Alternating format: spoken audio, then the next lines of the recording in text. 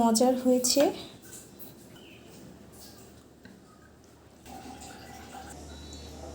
আমি এই মাছগুলো রান্না করবো, এখানে সুন্দর করে কেটে ধুয়ে রেখেছি। ডিম ভাজি করব, তার জন্য পেঁয়াজ মরিচ কেটে নিয়েছি।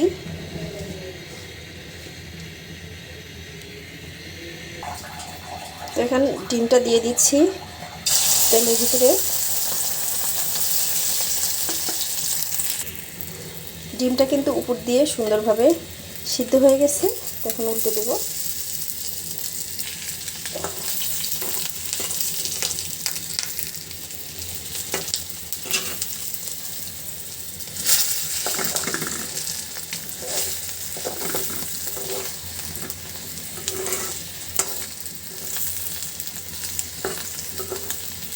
মাশাআল্লাহ, খুব সুন্দর একটা রং এসেছে।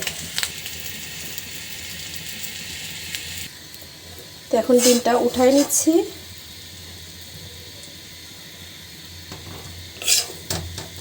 সকাল সকাল আজকে গরম গরম ডিম ভাজি দিয়ে নাস্তা করার পালা।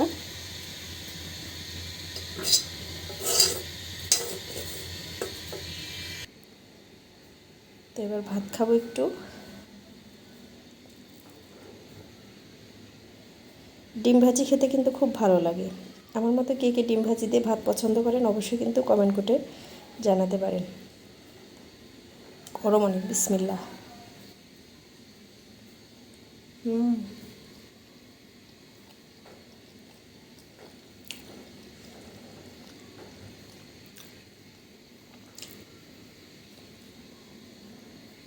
তেল দিয়েছি, তেলটা কিন্তু গরম হয়ে গেছে। তো দিয়ে দিচ্ছি এর ভিতরে পেঁয়াজ কুচি, কাটের ভিতরে।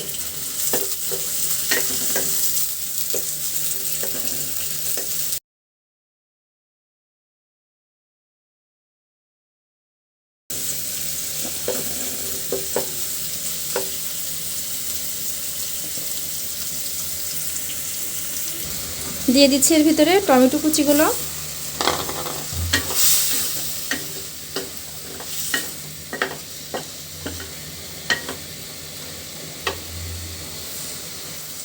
মশলাটার জন্য পুড়ে না যায়, তো দিয়ে দিচ্ছি একটুখানি পানি।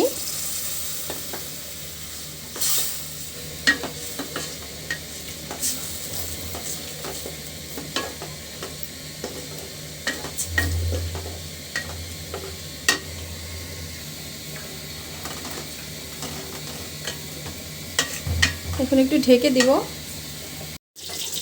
আলু ভর্তা বানাবো, তার জন্য শুকনো মরিচটা ভাজি করে নিচ্ছি।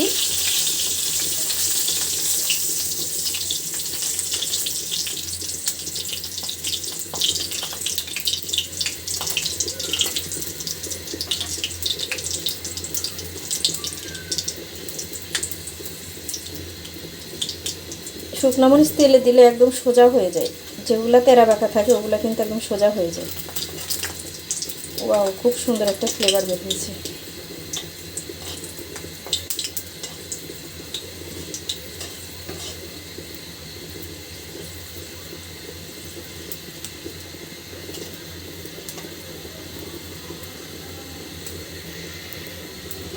এখন উঠায় নিব।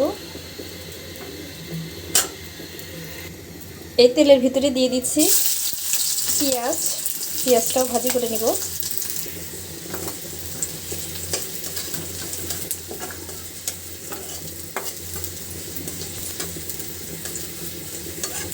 পেঁয়াজটা একদম ব্রাউন কালার করে নেব।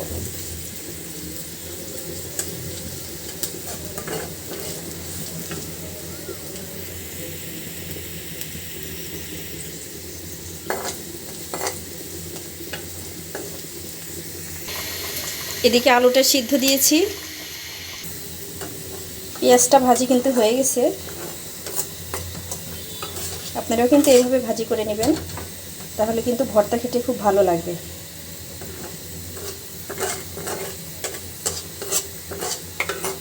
উঠায় নিচ্ছি।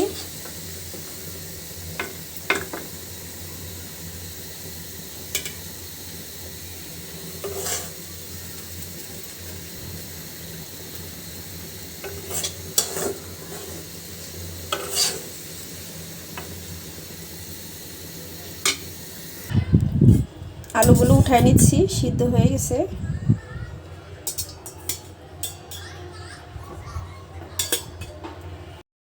আর হলো টমেটোটা খুব ভালোভাবে আমার কষানো হয়ে গেছে। তো এখন দিয়ে দিচ্ছি ধুয়ে রাখা এর ভিতরে মাছগুলো। এই যে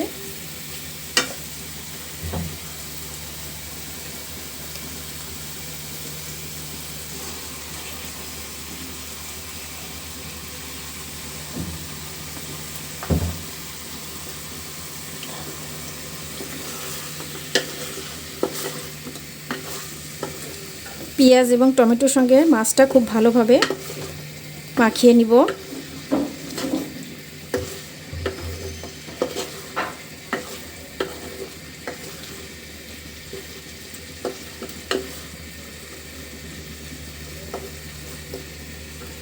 খুব সুন্দরভাবে কিন্তু মাখানো হয়ে গেল।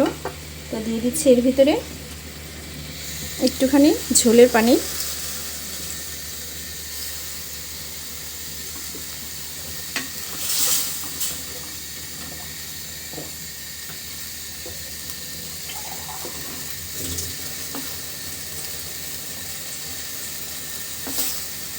এখন ঢেকে দিয়ে দিচ্ছি। এদিকে দুধটা উতলাই গেছে, পরে নাই, তবে পাতিল ছোঁয়া ছোঁয়া হয়ে গেছে। ভর্তার জন্য এখানে ভাজা পেঁয়াজ নিয়েছি, লবণ নিয়েছি, আর নিয়েছি ভাজা শুকনো মরিচ। তো এখন শুকনো মরিচের ডালগুলো ছাড়িয়ে নিব। এভাবে আলু ভর্তা বানিয়ে খেলে কিন্তু বেশ মজা লাগে। ভর্তার টেস্টটা কিন্তু অন্য রকমের হয়। অবশ্যই বাসায় একবার ট্রাই করে দেখবেন। তো শুকনো মরিচ লবণের সাথে ভালো করে মিহি করব।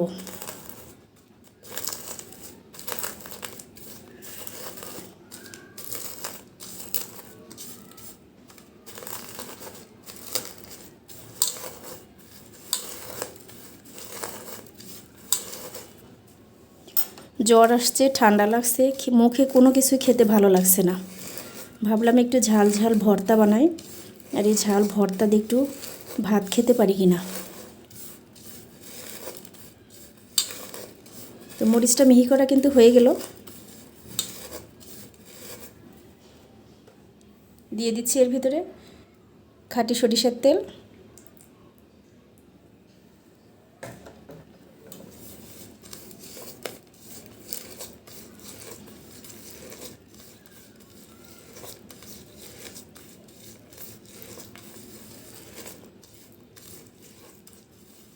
খুব সুন্দরভাবে কিন্তু মিহি করা হয়ে গেছে।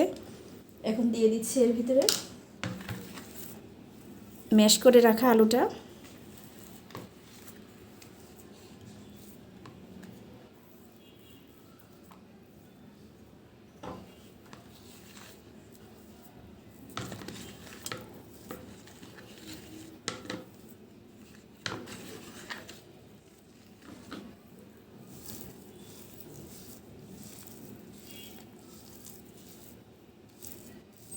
অনেক গরম।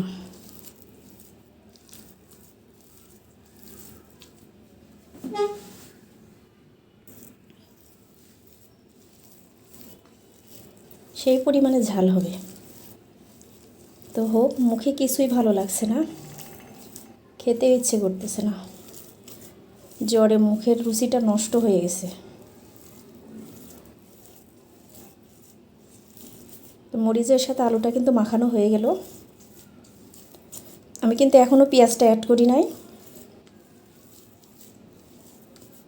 মরিচের সাথে যদি পেঁয়াজটা আমি মাখাই নিতাম তাহলে কিন্তু পেঁয়াজটা ভেঙে যেত, যেহেতু পেঁয়াজ একদম মুচমুচে ভাজি। এই যে এখন দিয়ে দিব, একটু কাছে থেকে দেখাই, ভর্তার ভিতরে। ভর্তার সাথে ভাজা পেঁয়াজ যখন দাঁতের নিচে পড়বে তখন কিন্তু ভর্তার অন্য রকমের একটা ফ্লেভার আসবে।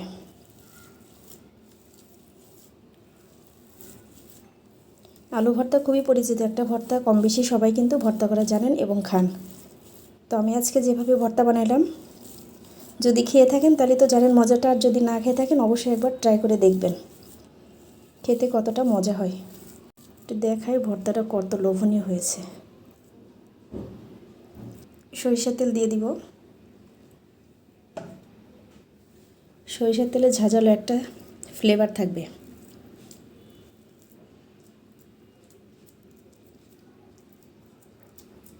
তরকারিটা কিন্তু খুব সুন্দরভাবে ফুটতে শুরু করেছে।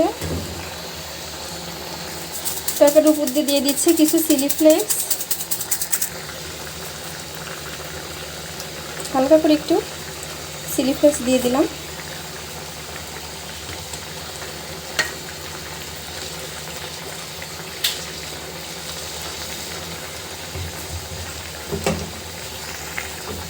দিয়ে দিচ্ছি উপর দিয়ে ধনিয়া পাতা কুচি,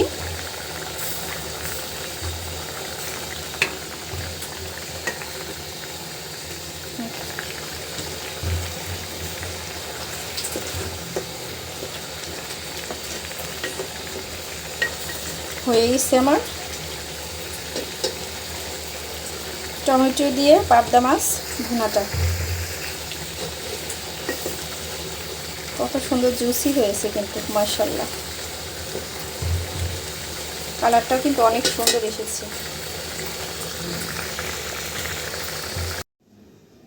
পরিবেশনের জন্য প্লেটের ভিতরে আমি একটু তরকারিটা বেড়ে দেখাচ্ছি কতটা মজার হয়েছে।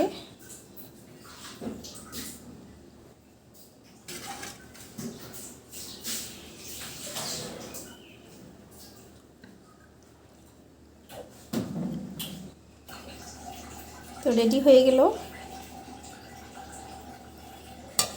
আমার পাবদা মাছ ভুনাটা। এই যে মাশাআল্লাহ, অনেক সুন্দর হয়েছে কিন্তু।